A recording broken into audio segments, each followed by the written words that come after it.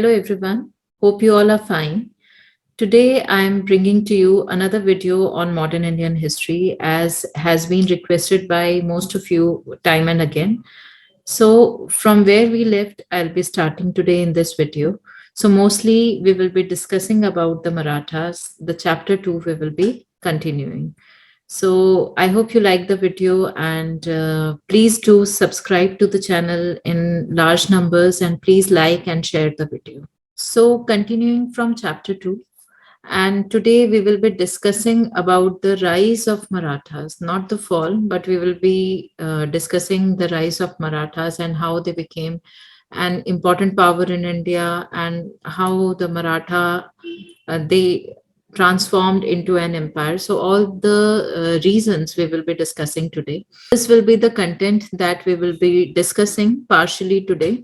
We will be discussing the family tree of Marathas, but before that, we will be discussing the reasons why, how Maratha they became an important power, and origin of Maratha Empire will be covered in that, and release of Sahuji by Mughal Emperor Aurangzeb. So all these points we will be discussing today.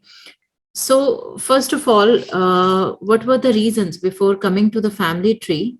We will discuss what were the reasons for the rise of Marathas. Helped them was the geography and environment of the region.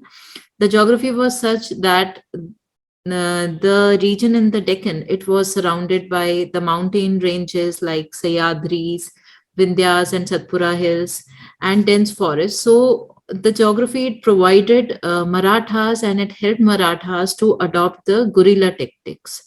So they were champions of guerrilla warfare. These mountains, they acted as natural defenses and the hill forts also provide the natural defenses. This region was one of the best fortified regions in India. So it was naturally blessed and the nature and the geography, it helped the Marathas to become an important and strong power and to adopt the guerrilla warfare tactics. Then the second reason, according to noted historian Satish Chandra, was that the ability of Shivaji to mobilize the peasants. So Shivaji, he discontinued the zamindari and the jagirdari system, and he established direct contact with the peasants.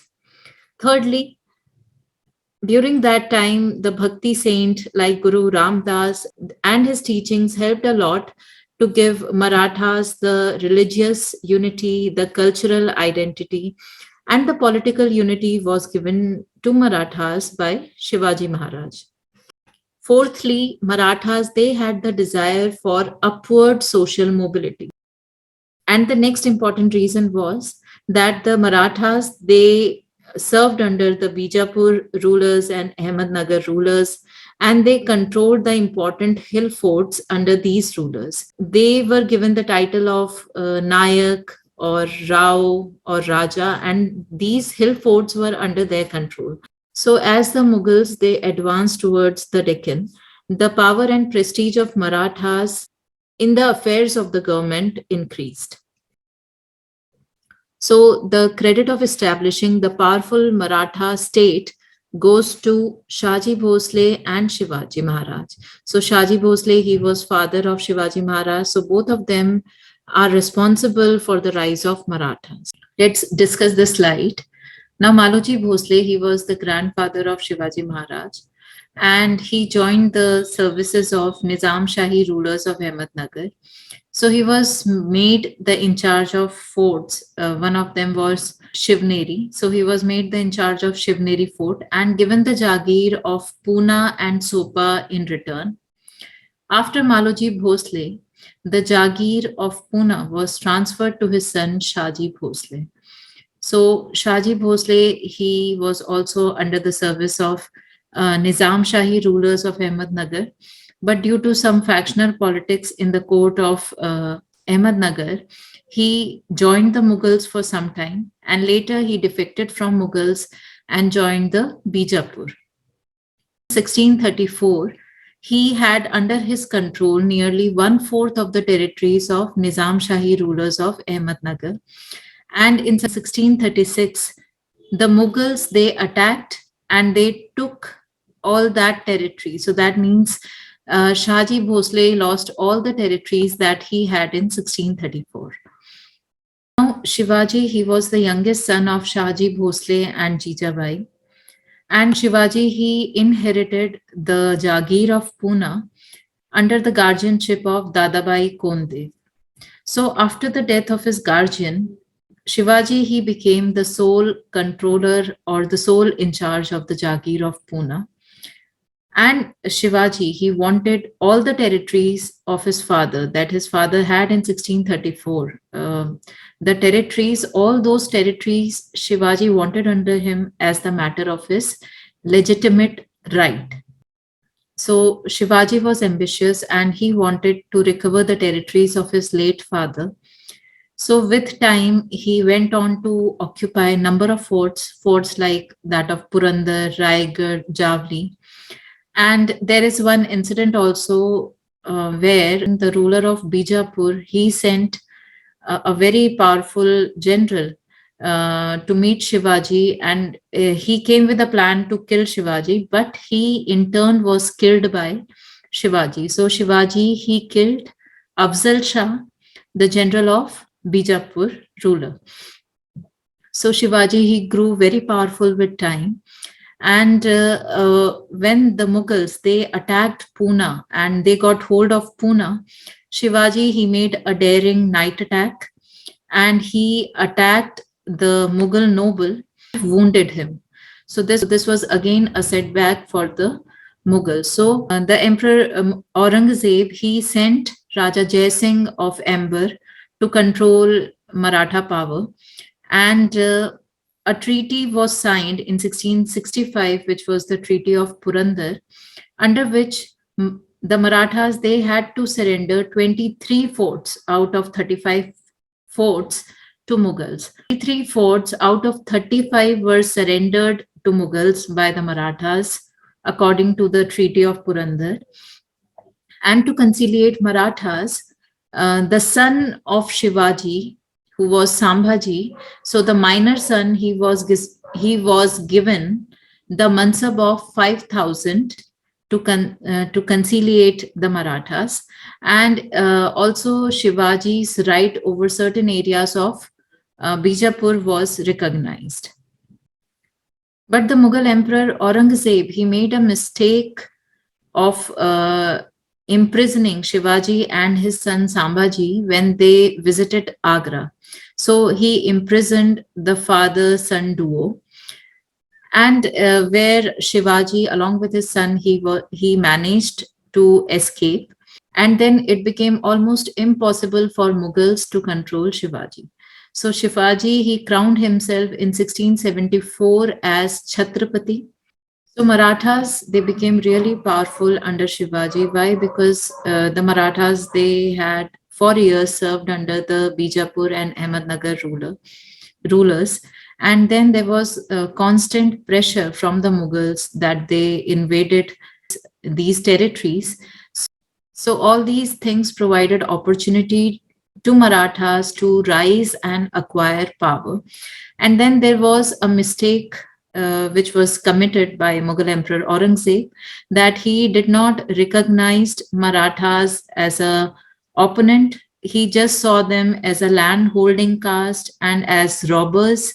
He also saw the problem of Deccan and Marathas in isolation. So Aurangzeb, he did not agree to Raja Jai Singh's plan to align with Marathas. So he neglected Marathas. He never thought that they would grow this powerful. And he just considered them as a robbers and as bhumiyas, a land holding caste, which cannot be the threat to the mighty Mughal Empire. But the story turned out to be very different than what the Mughal Emperor Aurangzeb thought. So Shivaji, he crowned himself as Chhatrapati in 1674, but he died in 1680. And when he died, again, the Marathas, which was in its infancy, it fell into chaos. So before talking about who inherited Shivaji's legacy, which of his son, let's first discuss the next slide. which tells about the rise of Marathas that I've already explained, but few points are written here. So let's discuss them. So another regional power that rose out of sustained opposition to the Mughal rule was the Marathas. And Marathas alone, they were capable to fill the political vacuum that we have seen that Nadir Shah, he attacked when Mughals were there, he attacked, and a vacuum was created. And other rulers, they came to know about the weaknesses creeping in the Mughal Empire. So Marathas alone, they were capable to fill the political vacuum left by the decline of Mughals. But Maratha Sardars, they lacked unity, outlook, and program. So we will see how after Shivaji, the Maratha Sardars, they lacked the unity and the discipline which was instilled by Shivaji in his forces. So that discipline is lost, that unity is lost, the program was lost. Okay. Few lines about the origin of Maratha Empire. Chhatrapati Shivaji Maharaj, he carved out a kingdom with the help of Deshmukhs, and the capital was Raigad. After his death in 1680, the Peshwa or Prime Minister wielded effective power. This also we will see that after the death of Shivaji in 1680, the Peshwa, he became the real head. That we will see what were the circumstances. And under the Peshwas, Marathas developed a very successful military organization. After Shivaji died, there was struggle between two of his sons as to who would inherit the legacy of Shivaji. So there was war of succession between two of his sons, Sambhaji and Rajaram. So war of succession took place, and nobles, they declared Rajaram as their ruler. But then Sambhaji, he followed the policy of suppression. He arrested Rajaram and he suppressed the nobles who favored Rajaram. So effectively, Sambhaji, he became the ruler and Rajaram was imprisoned. But due to the policies of Sambhaji, there was large scale defection of Marathas into the Mughal camps, and the infant Maratha Empire was driven into chaos and lawlessness. So in 1689, the Mughal emperor, he imprisoned Sambhaji, and Sambhaji, he was executed in 1689, and Rajaram took over the reign of the empire. So when Sambhaji, he was imprisoned and executed, his son Sahuji was taken away as hostage by the Mughals. So now the Mughals, they thought that the Maratha, the enemy, they were over. The Maratha threat was over. But the Marathas, they speedily, they recovered under Rajaram. And still Mughals, they face the opposition from Marathas and other local elements. Now the Mughals, they occupied number of territories that were under the Marathas, but they could not capture Rajaram. And Rajaram, he died after an year due to lung disease in 1700. And after his death, the responsibility of Maratha Empire passed on to Tarabai. So now the situation was this, that Sambhaji was executed, Rajaram died, and Sahuji, who was son of Sambhaji, he was taken as hostage by the Mughal emperor. And now the responsibility fell on wife of Rajaram, whose name was Tarabai. Now Tarabai, she took the reign of Maratha kingdom as a regent of her 4-year-old son Shivaji II. So she was the regent of her son, and now she controlled the Maratha kingdom, and she prevented the Maratha kingdom from disintegration, and the resistance of Marathas against the Mughals continued under Tarabai. Now, in the midst of all these failures that Mughals saw, they could not, curb the resistance of Marathas. They could not control Marathas. So, in the midst of all these resistance, the Mughal Emperor Aurangzeb, he died in 1707. And in haste, Sahu, who was the grandson of Shivaji and son of Sambhaji, Sahuji, he was released. so that a problem can be created between Tarabai and Sauji regarding the rightful heir of the Maratha kingdom. So this happened after the death of Aurangzeb. Civil war, it broke between Tarabai and Sauji, and Sauji was recognized as the legal heir to the Maratha throne by the chiefs. So chiefs, they started defecting to the side of Sahuji, and Sahuji, with the help of the Peshwa Balaji Vishwanath, he succeeded.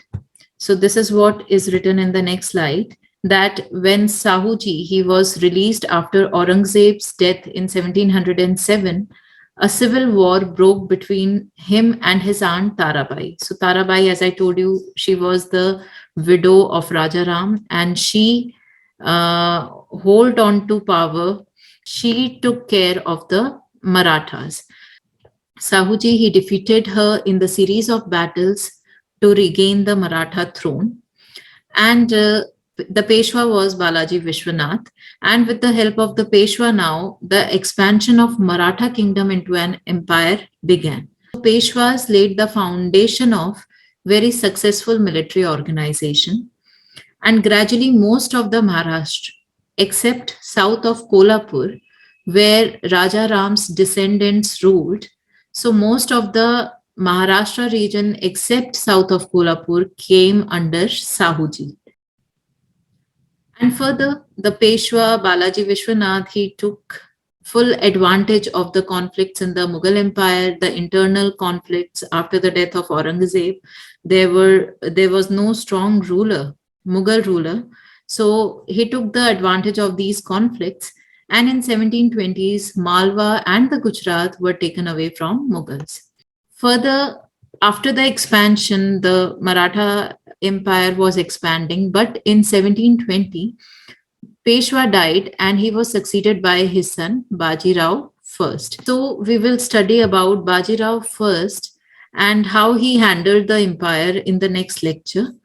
Today we will keep ourselves still here, that today we have seen the reasons for the rise of Marathas and how they were able to continue as the menace to the Mughal Empire. The Mughals were not able to defeat them, although Emperor Aurangzeb, he thought of Marathas as mere robbers and bhumiyas, but he could not. So Marathas were very strong under Shivaji, and Shivaji, he crowned himself Chhatrapati, and then there was son of Shivaji, Sambhaji, and then we have seen the story how Sambhaji was executed, Sahu was taken as hostage. So during that time, Raja Ram, when he also died due to lung disease, there was a woman who was the widow of Raja Ram who took care of the Maratha kingdom and the Marathas. And credit should also be given to her to hold the Maratha kingdom together during all these years. So we will keep today's lecture till here. So guys, if you like the video, please kindly like, give your comments, and please subscribe to the channel. Thank you so much.